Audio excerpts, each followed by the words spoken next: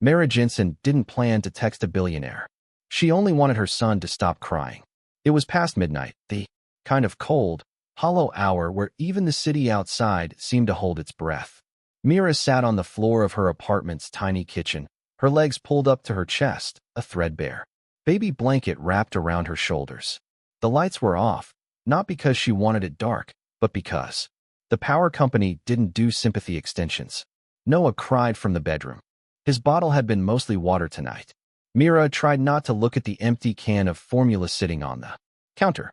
She picked up her phone with shaky hands, thumb hovering over her brother's contact. Ben had helped. Before, not happily, but he had. She didn't want to ask again. But tonight wasn't about pride. It was about a baby who didn't understand why his stomach hurt. She typed, "Ben, I'm sorry to bother you again. I need $50 for formula. Noah's almost out. I get paid Friday. I'll pay you back, please." Her thumb trembled as she hit send. She didn't double-check the number. She didn't even look at the name. She just set the phone down, dropped her forehead to her knees, and waited. 5 minutes later, her phone buzzed. "I think you meant to send that to someone else." Mera blinked, sat up, grabbed the phone, and stared in horror. One wrong digit. She texted a stranger. Her stomach dropped. "I'm so sorry," she typed. "Please ignore wrong number." She locked the screen, tossed the phone aside, pulled the blanket tighter. Another failure added to the pile. 3 blocks away from the top floor of a penthouse that looked down on half the city, Jackson Albright stared at the message on his private phone. He never gave this number out. No press, no assistants, only family. And that list had gotten shorter every year. The text wasn't spam. It wasn't a scam. It was raw and real. He looked at the message again, reading between the lines. "Noah's almost out. I get paid Friday." It wasn't just a request. It was a mother negotiating with her own dignity. You should have ignored it. Most nights he would have. Instead, he typed back, "Is your baby going to be okay?" Mera stared at the message. What kind of stranger follows up like that? Her first instinct was to block him, but something about the question, about how simply it was asked, made her pause. "We'll manage," she wrote. "Sorry again. I can help," came the reply. No strings. She scoffed aloud. "Thanks, but I don't take money from strangers." Smart policy.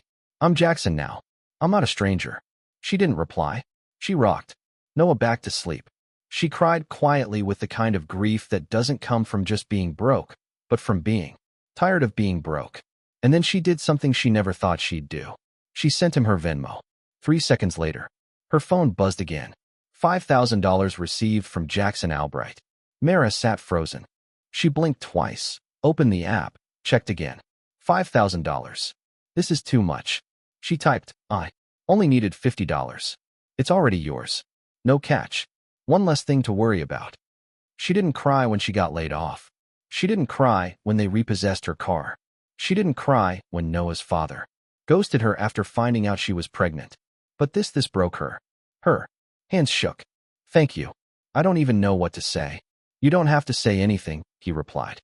"Just take care of Noah." And then she noticed it. She never told him her son's name. Mera couldn't sleep. Even after Noah finally drifted off his full belly, slowing his breathing into tiny, peaceful puffs. She sat wide awake on the edge of her mattress, holding her phone like it might vanish. She reread the transfer screen again. $5,000. Still there, still real. For a long time, she just stared at it, wondering, daring herself to believe this wasn't a scam, that it wasn't bait. For something darker, that this stranger, this man who called himself Jackson, didn't have some quiet plan to call in a favor later. People don't just send thousands of dollars to strangers. At least they never had to her. She opened their chat again, scrolling back to that last message. Just take care of Noah. No emoji, no dot. Hesitation, just simple certain. That's what scared her the most. How certain he seemed like this kind of thing was normal for him. She typed something, then deleted it, typed again, deleted. Again. Finally, she wrote, "You didn't have to do that." A moment passed, then another. Her phone stayed dark. She exhaled slowly, almost relieved. Maybe he had moved on. Maybe it really was a one-time fluke, and she could just pretend none of it happened. The phone buzzed. I know I didn't. I wanted to. Across the city, Jackson Albright leaned back in the leather chair that had never once made him comfortable. He was still in the office. He always stayed late. Not because he had to, but because home didn't feel like home anymore. Not since he shut that thought down. The glass walls of his penthouse office reflected the skyline like a painting. Cold, expensive, empty. His phone buzzed again. Why would you help someone like me? You don't even know me. He stared at the words longer than he should have.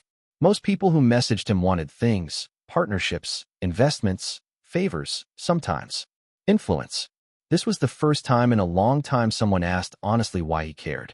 So he told her the truth, or at least part of it, because once upon a time, someone helped me when they didn't have to. I've never forgotten that. There was a pause.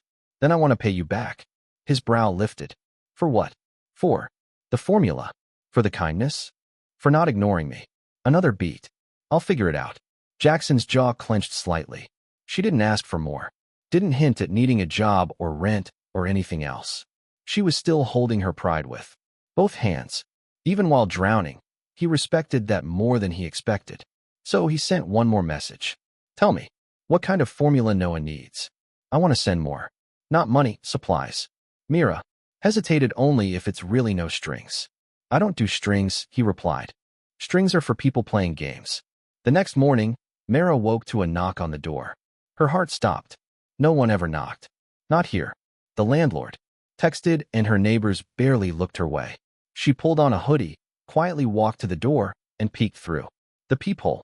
Delivery truck uniformed driver holding 4 massive boxes. What? She opened the door slowly.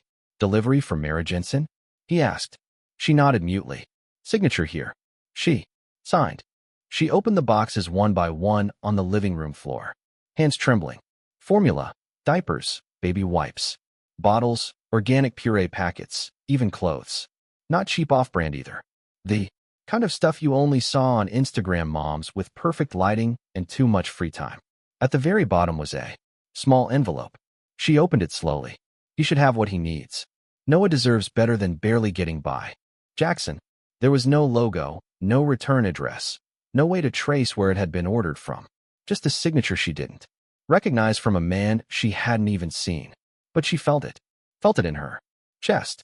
This strange, uncertain warmth that sat somewhere between gratitude and suspicion. Who was this man? And what did he really want? Mera didn't touch the boxes again for hours. They sat in the corner of the living room like a dream she didn't want to wake from. Noah had fallen asleep in her arms after a warm bottle, his first full one in 3 days, and she hadn't moved since. She just sat there staring at her son's chest rising and falling, wondering what kind of world she just stepped into. She wasn't naive. People didn't do things like this. Not without a catch, not without a camera rolling. But there was no viral video, no receipt, just silence. And that name again, Jackson. Not exactly common. Mera reached for her phone and opened a browser. She hesitated. She didn't want to know, but she had to know. She typed Jackson Albright. The results loaded faster than she was ready for. Jackson Albright, CEO of Helix Cord Industries. Net worth 11.8 billion US dollars. Private tech mogul, former military, media shy, widowed, no children. Her stomach flipped. This wasn't just some generous stranger. This was him, the billionaire who owned half the patents in AI medicine. The one reporters called the ghost mogul because he avoided interviews like the plague. There were only 3 official photos of him. Online, all serious, unsmiling. One showed him walking out of a Senate hearing with cold eyes and a clenched jaw. The man didn't just live in another world, he built it. So why was he texting her? Why did he send $5,000 in baby supplies to a woman with no job, no car, and a leaky roof? Mera's hands shook slightly as she clicked the message thread again. She stared at his last text. Noah deserves better than barely getting by. It didn't sound like a billionaire. It sounded like someone who'd been close to starving and never forgot it. She typed, hesitated, then hit send. Why are you really doing this? He didn't answer right away. She waited 10 minutes, then 20. Her heart sank. Maybe he regretted it. Maybe he realized she wasn't worth it. Her phone finally lit up because I know what it's like to lose someone you can't save. And because no child should ever feel that kind of pain. She stared at those words, stunned. They weren't transactional. They weren't poetic either. They were just true, and they hurt. I don't want your pity, she replied. It's not pity, he said. It's recognition. Mera leaned her head against the wall and closed her eyes. There was a beat of silence between them. Then her phone buzzed again. Do you work? That question hit like a jab. She almost didn't respond. I did until Noah and the company folded and the daycare I could afford shut down. So no, not right now. What was your field? Biochem research. Mostly diagnostics. I interned at Novagen before things got complicated. You were in research? Yeah, but I also know how to scrub toilets, make lattes, and calculate taxes I can't afford to pay. She didn't expect a reply to that, but he surprised her. Come by Helix Core tomorrow, 11 a.m. Ask for Ava. No strings, just a conversation. Mera blinked. You're offering me a job? I'm offering you a chance to take one back. Mera hadn't been inside a downtown office tower in almost 2 years. The last time she walked into a corporate lobby, she was wearing heels that blistered her toes and a badge that said temporary contractor. Today, she was wearing her cleanest jeans, a thrifted blouse, and a blazer she hadn't zipped since before her pregnancy. She tightened her grip on Noah's carrier and stepped through the rotating glass doors. The Helix Core lobby was nothing like she expected. No marble, no ego, just clean lines, high ceilings, and a quiet efficiency that made her feel instantly underdressed. The receptionist looked up as she approached. Hi, I'm Mera Jensen. I'm here to see Ava. The woman's face lit up with immediate recognition, which unsettled her more than she cared to admit. Of course, you're expected. 37th floor. Miss Lin will meet you at the elevator. Mera blinked. Expected? She followed the path to the elevator, eyes darting to the logos on the wall, the awards behind glass, the silent but busy energy of the place. This wasn't a startup pretending to be important. This was important. By the time the elevator doors slid open on the top floor, her heart was pounding. A woman in her mid-40s with sleek black hair and a tablet in hand greeted her with a warm but professional smile. Mera, I'm Ava Lin, Chief of Staff to Mr. Albright. He's in meetings at the moment, but he asked me to give you a tour and answer any questions. Mera followed her through a hallway lined with glass offices and subtle security cameras. I'm not sure what this is, Mera said finally. This whole thing feels like a setup for a punchline. Ava smiled. Mr. Albright doesn't do punchlines. He does precision. They stopped at a wide conference room with a view of the skyline. He told me to show you this first, Ava said, unlocking the door. Inside, it wasn't a workspace. It was a fully furnished nursery, a crib in the corner, a small changing table, soft rugs, toys, even blackout curtains. Mera's hand flew to her mouth. Ava's voice was soft. He thought it might help you feel more comfortable. Mera stepped inside, heart aching. The room wasn't expensive for the sake of it. It was thoughtful. Every detail said one thing. Clearly, someone had paid attention. She turned back to Ava. Why? Ava's gaze held hers. Because he knows what it feels like to walk in alone. Mera didn't know what to say. Ava offered a small smile. Would you like some coffee? 20 minutes later, Mera sat in a smaller meeting room with a fresh mug in front of her. Noah asleep in the carrier beside her. The door opened quietly, and she looked up just as Jackson walked in. Seeing him in person hit harder than she expected. He looked exactly like the photos. Tall, composed, expensive, but somehow more real. Tired eyes, slight stubble. A man who had built empires but hadn't smiled in a long time. Mera, he said as if it were the most natural thing in the world. Thanks for coming. She stood awkwardly, unsure of what to do with her hands. I wasn't sure if I should. You came anyway. That's what matters. He sat across from her, resting his forearms on the table. Before we talk about anything else, I want to be clear. You owe me nothing. This isn't a test.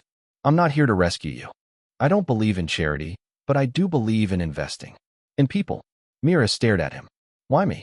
Jackson looked down for a moment, then up.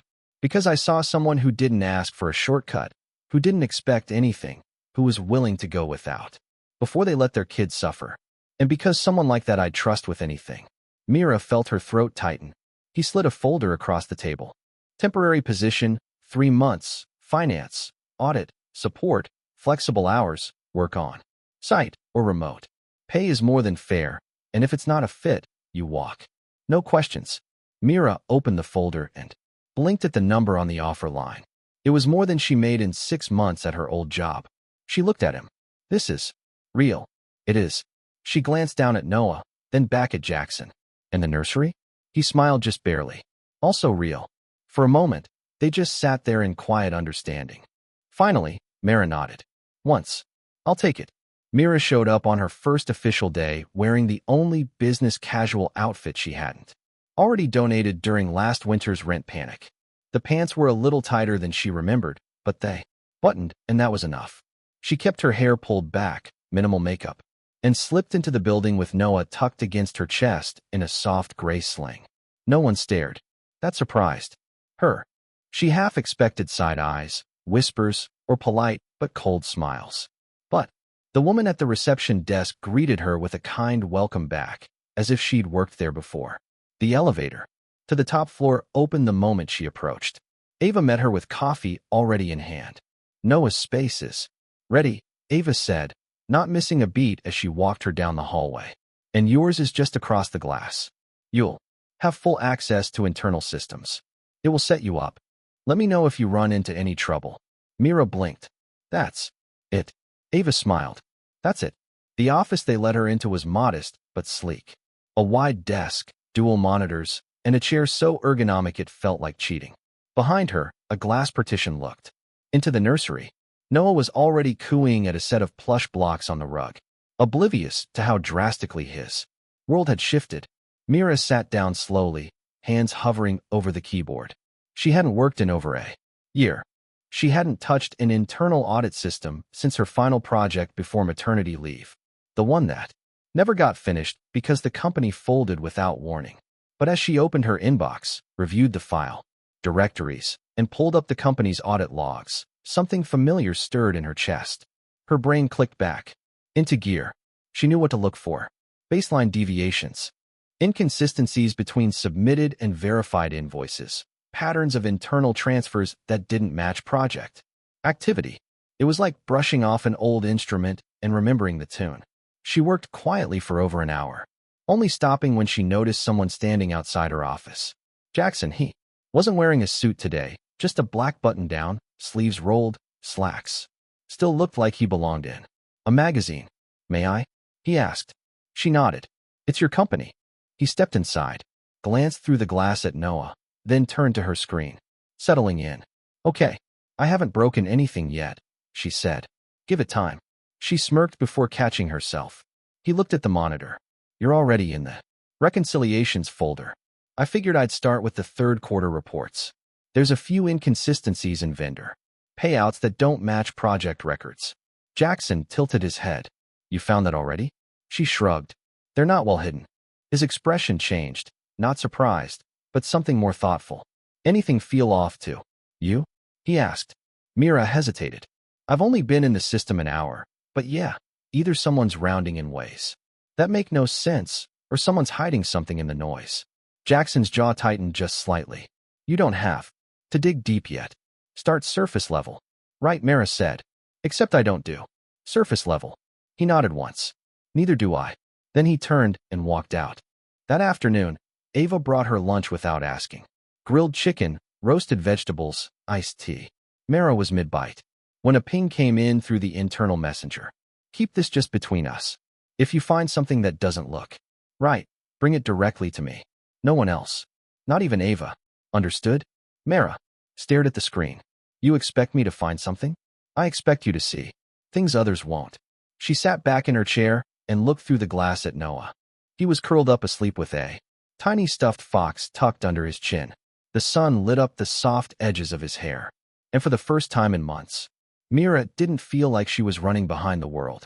She was catching up, or maybe finally stepping into the right place.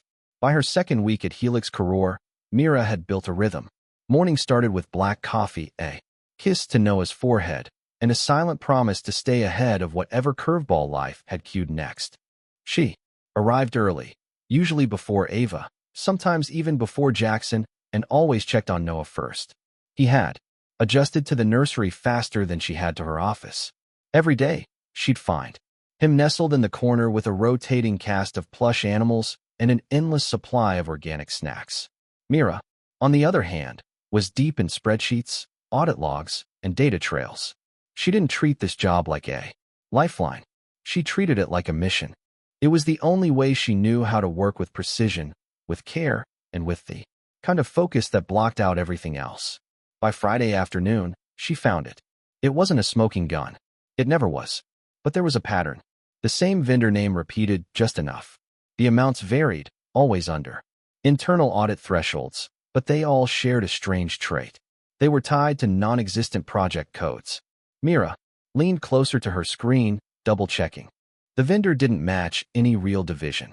And yet, the payments had been processed, approved, and quietly buried under a dozen legitimate transactions. $1,200 here, $2,400 there. Never enough to set off alerts, but over the course of a fiscal quarter, they added up. Mera copied the vendor code into a private folder and began cross-referencing. The payments weren't going to any standard operating account. They were routed through a third-party holding company in Delaware. Mera recognized the structure instantly. It was a shell, legal on paper, untouchable, without higher-level access. Her stomach tightened. Someone inside Helix Core was siphoning funds slowly, strategically, and they were good at hiding it. Too good. She didn't call Ava. She didn't loop in finance. She remembered Jackson's message clearly. Bring it. Directly to me. No one else. Mera copied the files to a flash drive, encrypted the folder, and slipped it into her bag. Then she messaged him. I need 5 minutes. It's important. Jackson's office looked out over half the city. The windows stretched floor to ceiling, but the curtains were drawn. His desk was surprisingly bare. A single tablet, a leather notepad, a framed photo turned slightly toward the wall. He glanced up when she stepped in. You found something? He said, not asked. Mera nodded and handed him the drive. It's not confirmed, but it's enough to raise questions. He plugged the drive into the side of his monitor and scrolled. She watched his expression shift slightly at first, then deeper, more concentrated. You pulled this from Q3?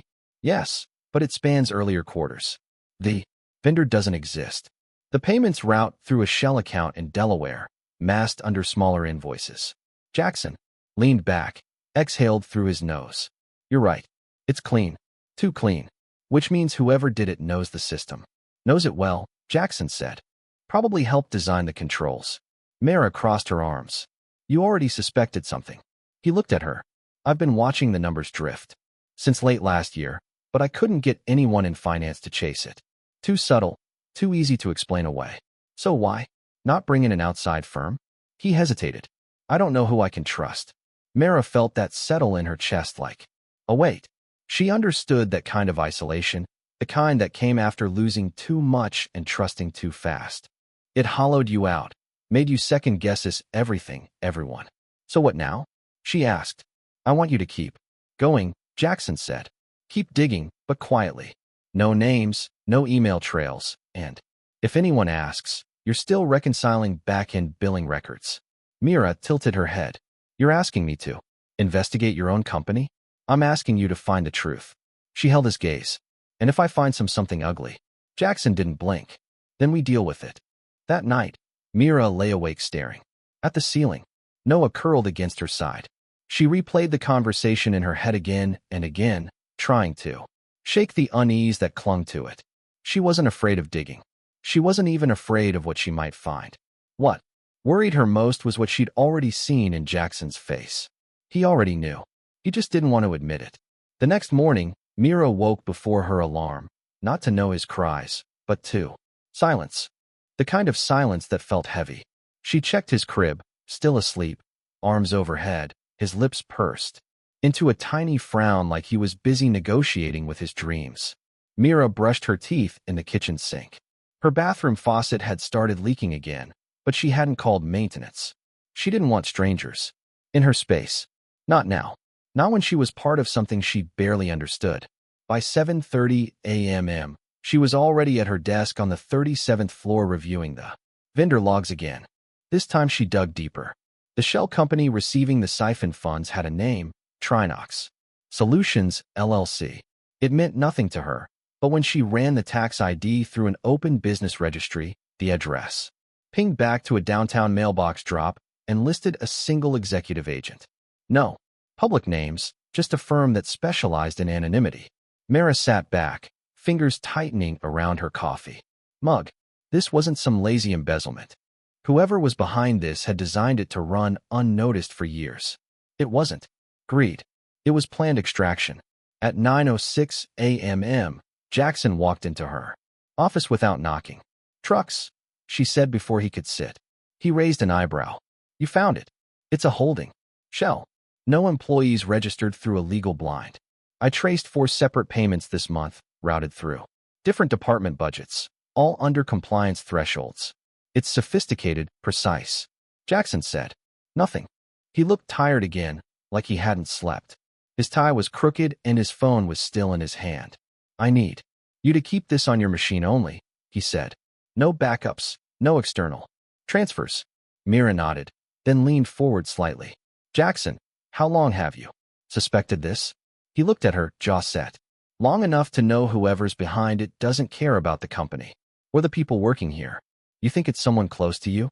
I know it is. Mera hesitated. Why? Haven't you gone to the board? Because at least 2 of them are compromised.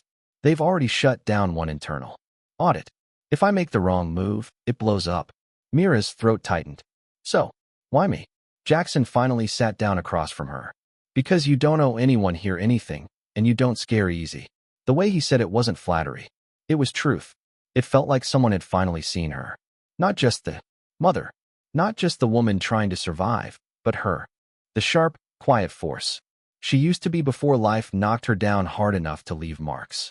I want to show you something, Jackson said. He pulled a folder from his coat and slid it across the table. She opened it.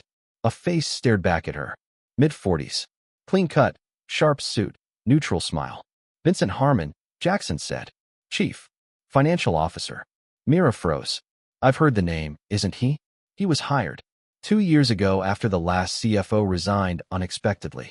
He pushed through changes to our internal systems, gave his own team exclusive oversight over certain divisions, and quietly removed several cross-check protocols. Nobody blinked because he did it under the umbrella of streamlining compliance. Mera closed the folder. You think he's behind it? I know he is, but proving it, that's the hard part. You want me to find the crack? Exactly. Mera nodded slowly. And when I do, then we move. He stood to leave, but paused in the doorway. By the way, Noah has fans in the nursery. She blinked. What? He gave my assistant a lecture. Yesterday when she tried to take his giraffe. It was 4 babbled syllables and a death stare. Mera laughed before she could stop herself. Jackson smiled. A small worn thing, and then he was gone. That afternoon, Mera worked. Through lunch, she ran more matches, cross-referenced internal memos. She found one email chain where Vincent's assistant requested override access to procurement logs under the guise of executive audit preparation. The date matched the first recorded transfer to Trinox. She copied it, encrypted it, and added it to a growing folder labeled Proof. By 5 p.m., her eyes burned. She stretched, walked into the nursery, and sank into the soft armchair beside Noah's crib. He was napping again, his thumb in his mouth, his other hand still gripping the tail of the toy giraffe like a weapon. Mera rested her head against the back of the chair. It was quiet, safe. She hadn't felt that way in a long time, and that scared her more than anything else. Mera never trusted silence anymore. Not in the nursery, not in an elevator, and definitely not inside corporate systems built to hide the truth. Because silence usually meant someone was hiding something. By Monday morning, she had documented 15 payments, tied to Trox Solutions, each routed through a different department, each one signed off by a different lower-level approver. Whoever set it up had built a machine, not a mistake. But Mera wasn't hunting mistakes.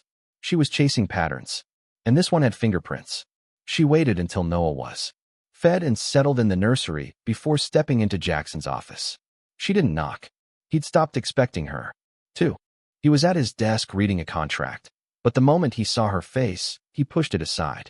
You found more? Yes, and I think I figured out how they're hiding it. She handed him a printed report, each page tagged with highlighted notes and system timestamps. I cross-checked every account routed through Trinox with employee IDs. The payment approvals all come from different login, but the access point every single time is the same device ID, which means someone's using ghost credentials. Jackson finished, either duplicating or hijacking existing users to sign off. Mera nodded. They're not forging data. They're borrowing real login. That's why your auditors missed it. Everything checks out at the surface. Except it's all a lie, he said quietly. She watched his face carefully. There was no panic, no outburst, just the stillness of someone adding a final piece to a puzzle he never wanted to see completed. What do you want to do next? She asked. Jackson leaned back in his chair. We need confirmation. Evidence that can't be rewritten or deleted. Someone inside has to know more than they've admitted, and I know where to start. He picked up his phone and dialed. Ava, I need Vincent Harmon. Scheduled for a check-in tomorrow. Keep it casual. Mid-morning. Just me and him. Mera stiffened. You're bringing him here. If we spook him, he shuts it all down. If we wait too long, he finds a way to make us the story. He looked at her. You okay with that? I'm the one who walked in the fire. I'm not backing out now. He didn't smile, but something in his eyes softened. You know, he said, most people in your position would have taken the paycheck and played it safe. Mera raised her eyebrows. Yeah, well, I stopped being most people the day I handed a bottle of watered-down formula to my son and pretended it was enough. That night, Mera couldn't sleep. She sat at her kitchen table, laptop open, poring over the backup logs of Helix Core's internal messaging system. She knew she was getting close, and close was dangerous. She'd seen enough stories. Whistleblowers shut out, data wiped, good people discredited by people more powerful than they'd ever be. And yet, she wasn't afraid of that. She was afraid of failing Noah, of letting someone like Vincent Harmon take money that could have gone to research, to development, to employees, to single moms like her who didn't get secret phone calls from billionaires. midnight, her phone buzzed. Still awake? Obviously, you should sleep. You should follow your own advice. We're going to get him, but when we do, things are going to get noisy. I want you ready. I'm always ready. I just never had backup for. There was no reply. But a few seconds later, a single message came through. You do now. The meeting was set for 10 a.m. sharp. Mera sat at her desk, her stomach in a slow churn. Noah was napping peacefully in the nursery behind her, completely unaware that in just a few minutes, a man who had siphoned millions right under this building's nose was about to sit across from the CEO of the company he'd quietly been bleeding dry. Jackson had told her to stay in her office, but to monitor the security feed. She pulled it up on her second monitor, adjusted the angle to the conference room one floor below, and waited. It felt strange being in the room, but not in the room. She wasn't watching a screen. She was watching a moment that would determine the next chapter of both their lives. At exactly 10 a.m., the door opened. Vincent Harmon walked in, with the ease of a man who believed the world owed him something.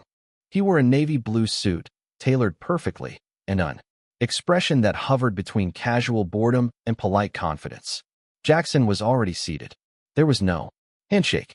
Mera leaned in closer. Appreciate you making time, Jackson said, voice steady. Of course, Vincent replied smoothly. I always make time for the boss. Mera studied his face. She'd seen that expression before in job interviews, in boardrooms, even in line at daycare pickup. It was the look of someone who already believed they were 3 moves ahead. I've been reviewing some of the quarterly financials, Jackson said, and I've noticed a few oddities. Vincent tilted his head. We've streamlined quite a bit this year. Maybe too fast. That's on me. Growing pains. Jackson nodded once. Streamlined is one word for it. Mera could feel the tension building. Quiet but sharp. There's a vendor. Jackson continued. Try solutions. You're familiar. Vincent barely blinked. Doesn't ring a bell. Is that facilities or security? Apparently. Both. And also research and legal. Interesting for a company no one can seem to contact directly. Vincent smiled. Thin just slightly. I'll have my team look into it, he offered. You are your team, Jackson said. You approve those payments for the first time. Vincent didn't respond right away. Jackson leaned forward. I know what you've been doing. I have the logs, device IDs, login footprints, shell account structures.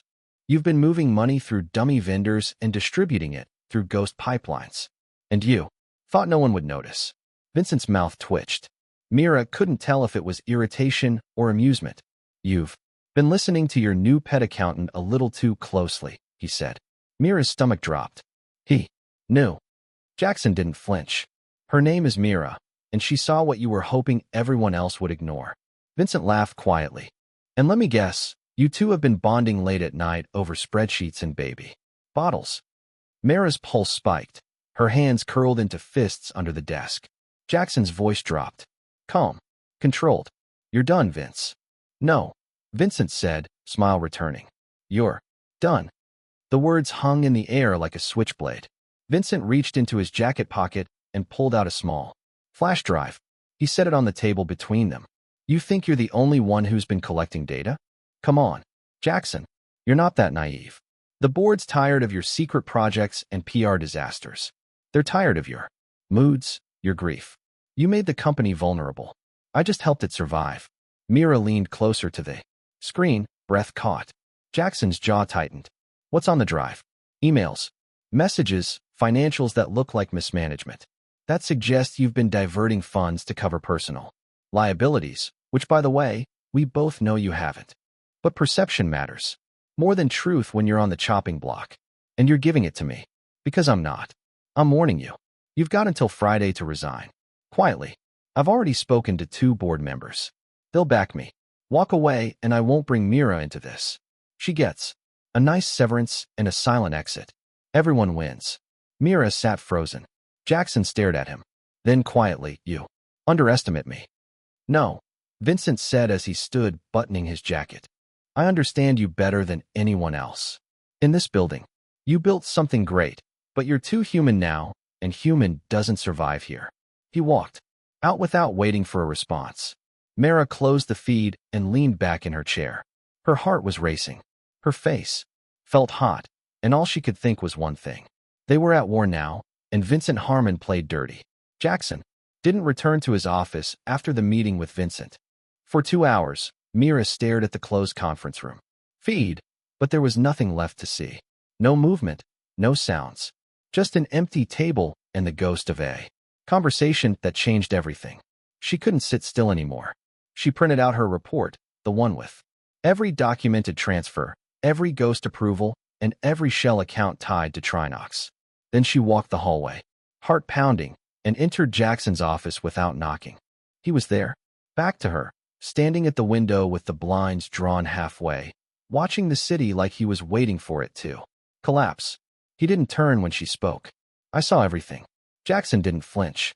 His voice was low. You weren't supposed to. Mera walked closer. You really think I'd just sit at my desk and not watch? What happened in that room? He turned then slowly, his face unreadable. I told you this would get ugly. You didn't say? He'd try to destroy you. Jackson looked tired in a way she hadn't seen before. Not physically, not just grief.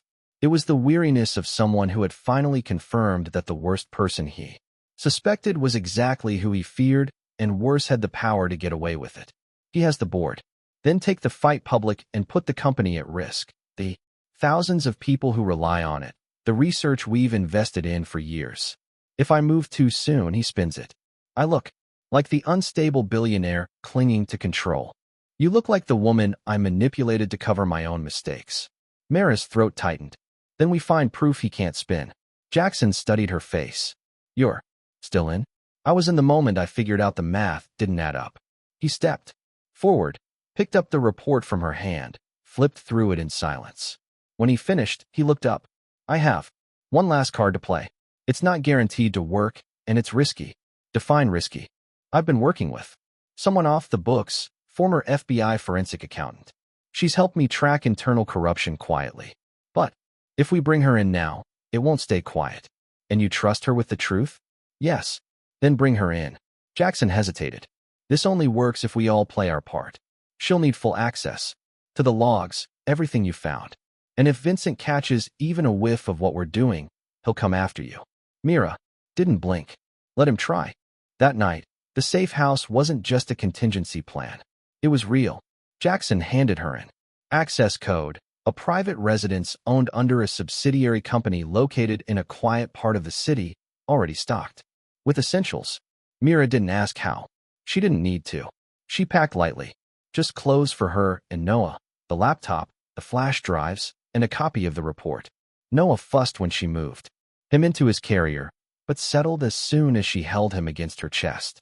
He could always tell when she was tense. The apartment was small but clean, safe, quiet. Mera sat Noah down in the portable crib, already waiting in the corner. Then she sank onto the edge of the couch, scrolling through her phone, wondering what came next. She didn't have to wait long. A message came through from Jackson. Jackson, her name, is Keller. She'll call you in 10 minutes. Pick up. Don't tell her anything you can't prove. She's sharp, but she tests people. Mera replied with one word. Ready? 10 minutes later, the phone rang. Miss Jensen. The voice on the other end was crisp, female, and all business. Yes, this is Keller. Jackson tells me you're the one who found the break in the flow. I'm the one who noticed. He's the one who knew something was wrong. Tell me everything. Start from the beginning. Leave nothing out. Mera took a breath and started talking. She told her everything. How it began with a text to the wrong number. How she never meant to get involved. How she saw the same things others missed. And how that turned into this moment. By the time she finished, Keller was silent. Then came the response. You're good. Better than most auditors I've worked with. And if even half of what you've told me is supported by the files Jackson sent me, we have enough to not only bury Vincent, but pull apart everyone protecting him. So what happens next? We verify, then we bait the trap. Mera was running on. Adrenaline and black coffee. It had been 36 hours since Vincent's threat and less than 12 since her call with Keller. She hadn't told anyone she was in the safe house, not even Ava. Jackson had kept it. That tight, that contained. But inside, Mera was already building a strategy. Keller had been relentless during the call. She wanted timestamps, device IDs, access logs, emails. She wanted everything Mera had, and more. Mera didn't flinch. She handed it all over. Every folder, every encrypted backup, even her personal notes. She knew what was at stake. Now it was time to draw Vincent out. Keller had a plan, and it started with a leak. That morning, Mera received a file marked Draft Memo Internal Realignment, supposedly from HR. It looked official. It said that due to upcoming compliance evaluations, there would be an internal audit review of all executive-level vendor contracts. The memo wasn't real, it was bait. The memo was loaded into the Helix core system, under a path Vincent's assistant had access to. Then they waited. Jackson didn't sit still. He stayed moving, checking in with Keller, working through secure channels, pressing the remaining allies on the board to stall any vote of no confidence. Ava, quiet but loyal, was working 2 phones, pretending nothing had changed. Mera stayed off company messaging, logging in only through VPN. From the safe house. By noon, Keller sent a message. We got a ping. Memo was accessed 3 times in 2 hours. Twice from Vincent's team, once from Vincent's own login. He knows. Mera stared at the screen. What's he going to do? We're about to find out. 3 hours later, Jackson called. His voice was quiet but urgent. He's making his move. What did he do? He submitted an emergency ethics complaint to the board. Claimed I bypassed finance, moved funds into personal accounts to bribe an external hire. You, Morelter, chest titan. He actually named me. He wants you gone first. It's his pattern. Isolate, discredit, remove. He's betting the board won't question it if it comes from internal concern. She sat down hard on the arm of the couch. And will they? Some might, but not all. Not if we go first. Jackson paused. You, ready to do this publicly? Mera looked at Noah asleep in his crib. She thought about the nights without power, the watered-down formula, the kindness of a stranger that was never really about charity, but about belief. I've never been more ready. The press release hit at 6:43 p.m. Helix. Core investigates high-level financial misconduct. It was short, precise. Approved by legal. It didn't name Vincent Harmon directly, but it referenced forensic irregularities, misappropriation of vendor payments, and a full internal audit triggered by external validation. The same minute it went live, Keller's team handed their findings to the state attorney's office. 38 pages of documentation, system logs, verified approvals, and email threads that led back to Vincent Harmon. It was over almost. At 8:05 p.m., Mera's phone rang. Unknown number, she answered. Impressive, Vincent said. I underestimated you. Mera didn't speak. I wanted to destroy Jackson. You? You were just a name on a report, an accident, and somehow you became a problem. Funny, Mera said, voice steady. That's how most women in power get noticed, by becoming inconvenient. Vincent laughed, a dry sound. You think this ends here? I know it does. He paused. You won't win, Mera. Jackson may crawl out of this, but you're disposable. Always have been. She hung up. She didn't need to hear the rest. That night, Mera watched the news in silence. Noah slept beside her. Jackson hadn't texted again. Not yet. She knew he was somewhere, bracing for whatever came next. But she felt calm because she knew what was coming. And this time, she wasn't afraid of it. By morning, everything was different. Mera didn't need to check the news to know it. She felt it in the way her phone buzzed with back-to-back missed calls, in the encrypted messages Keller sent her marked read-only, in the way her inbox had transformed overnight from silence into fire. The Helix Core press release had gone viral. Finance blogs, tech media, even national outlets were buzzing with speculation. A whistleblower, secret audit, executive corruption. One article mentioned a single mother with a background in forensic accounting who uncovered the breach. They didn't name her, but they would sooner or later. Ava texted at 8:02 a.m. Ava, be ready. He's coming for a final meeting. Private 9 a.m. Top floor. Just him and Jackson. Mera stared at the message. Mera, should I be there? Ava. Jackson says no. I say, yes, stay back, but don't leave. Mera dressed carefully, neutral tones, nothing flashy, and slipped into the building through the secondary entrance Keller's team had cleared. She took the private elevator straight to the nursery suite where Noah was already waiting, his favorite stuffed fox in one hand, his juice cup in the other, babbling to the daycare assistant like she worked for him. At 9:01 a.m., she opened her laptop and pulled up the live internal feed. The conference room was silent. Jackson sat at the end of the table, calm, controlled. Vincent entered a moment later, expression blank. Mera watched every detail. His walk, his jaw, the way his hand hovered for just a second too long before pulling out a chair. Let's save each other the posturing, Vincent said. I know what this is. Then you know why you're here. Jackson replied. I'm here because you'd rather burn the company to the ground than let someone else fix it. You didn't fix it. You hijacked it. You bled it dry. I kept it alive when you were too consumed by grief to lead. Mera felt her stomach twist. It wasn't the insult. It was how calm he said it. How rehearsed it sounded. You built your whole career off other people's blind spots. Jackson said. You targeted me because you knew I was distracted, but you didn't count on someone else watching. Vincent leaned forward. You mean her? The woman you plucked from poverty and handed a desk like some redemption project? You think anyone will believe her over me? I don't need them to believe her. Jackson said. I have the data. I have the paper trail. I have federal agents who signed off on every piece of it. She didn't just notice, she proved it. Mera didn't move. Her hands were cold against the keyboard. Noah's soft humming behind her grounded her. Vincent stood.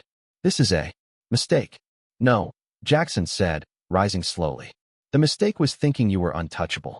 Ava stepped into the frame next, calm as ever. Gentlemen, I believe you've both said what you needed to. Security will escort Mr. Harmon out. His badge has already been deactivated. Vincent's mouth opened, closed. For the first time, Mera saw something break in his expression. He turned without another word and left. By 10:14 a.m., it was over. Officially, Vincent Harmon was placed on leave pending investigation. The board, blindsided by the speed of the evidence, voted unanimously to suspend all finance operations related to his tenure. Keller's team had everything they needed to move forward with federal charges. Mera stood at the nursery window, arms crossed, watching the city exhale. A quiet knock made her turn. Jackson. He looked like he hadn't slept again, but he was smiling just barely. You were right, he said. About. You don't scare easy. She shook her head. Neither do you. He stepped inside. Noah spotted him and toddled over, hands raised, a grin wide across his face. Without hesitation, Jackson scooped him up. How's my partner in crime? He asked. Noah babbled something unintelligible but enthusiastic. I want you to take tomorrow off, Jackson said. To Mera. Rest. Spend time with him. You've earned it. And the day after. Tomorrow, he looked at her. I want to offer you something permanent. Head of internal audit, full autonomy, direct. Report to me. Build your own team. Set your own rules. Mera stared at him. That's a big job. So is what you just did. She didn't answer right away, but the answer was already forming. The next morning, Mera didn't wake to an alarm or the low buzz of system notifications. She woke to sunlight bleeding through the cheap blinds in the safe house bedroom and the steady rise and fall of Noah's breathing beside her. For the first time in months, her body didn't tense the moment her eyes opened. There was no rush, no impending disaster. She let herself stay still for a moment, watching Noah's tiny hand resting on her chest, curled in sleep. The softness of it grounded her more than any paycheck or title ever had. By the time she made coffee and stepped out onto the apartment's small balcony, her phone was already buzzing. News outlets had picked up the story in full. Vincent Harmon's face was plastered across headlines in every financial blog she could name. Whistleblower exposes multi-million-dollar fraud at Helix Core was trending. Her name hadn't been used officially, but her inbox was filling up with interview requests, LinkedIn messages, and one strange email from a corporate publisher asking if she was considering writing a memoir. She wasn't. She didn't want a spotlight. She just wanted her life back. Or maybe for the first time to build a new one. At noon, Jackson called. You holding up? He asked. Mera glanced at the TV where another panel of talking heads debated how a CEO had taken down his own CFO. I'm okay. Just weird being the center of a storm. You didn't choose. You did choose it, Jackson said. You just didn't realize that until after you were in it. She smiled. I guess that's true.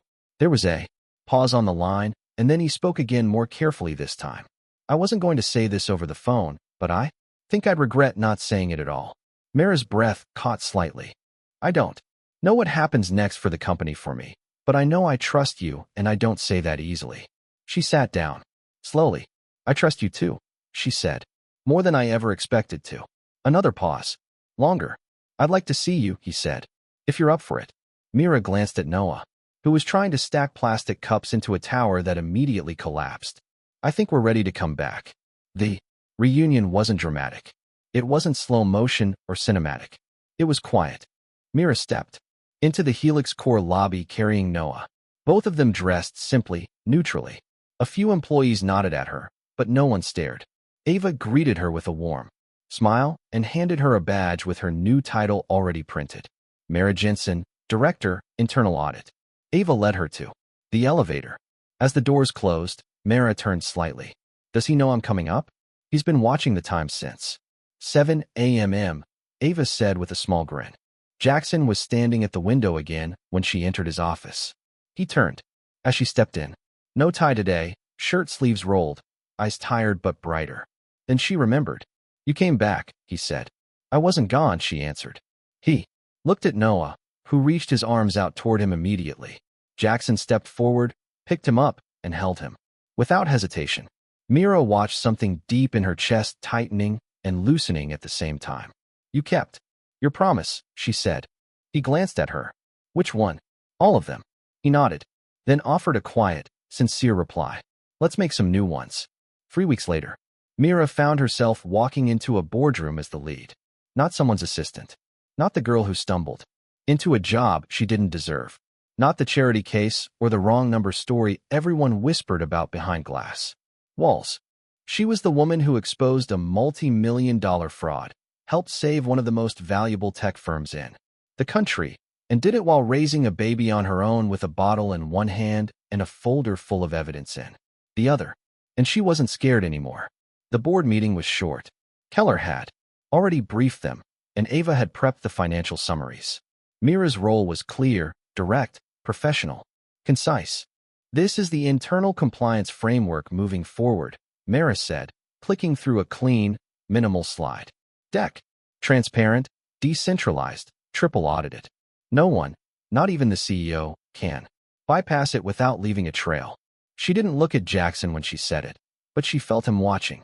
Afterward, one of the senior board members, someone who had voted against Jackson weeks earlier, stopped Mera outside the conference room. You did something rare, he said. You did your job so well it made the rest of us look sloppy. Mera smiled, not out of pride, but out of knowing. I wasn't trying to look good, she replied. I was trying to keep my kids safe. The man nodded. That's even rarer.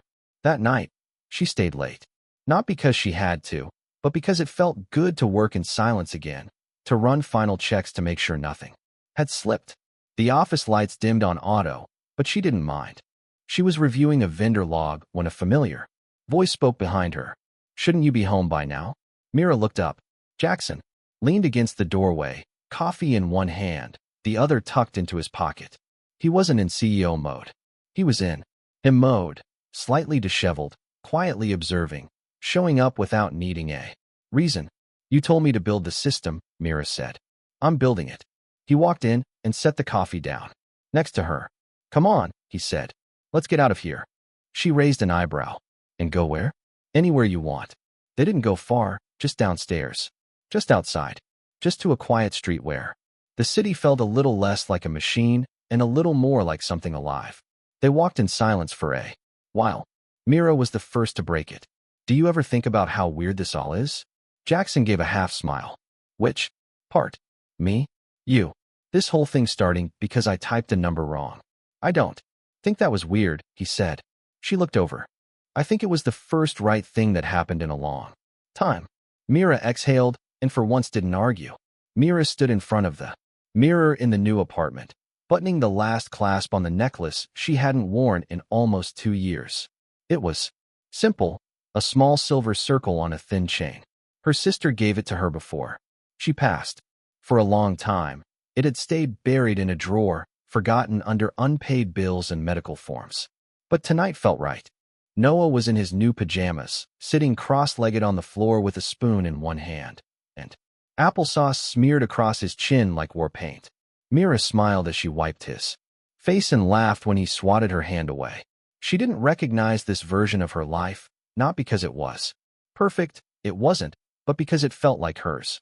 For the first time in years, she wasn't reacting to the next problem. She was building forward. Her name was on the lease. Her bank account didn't give her anxiety. She had a key card that opened more than just opportunity. It opened a new chapter.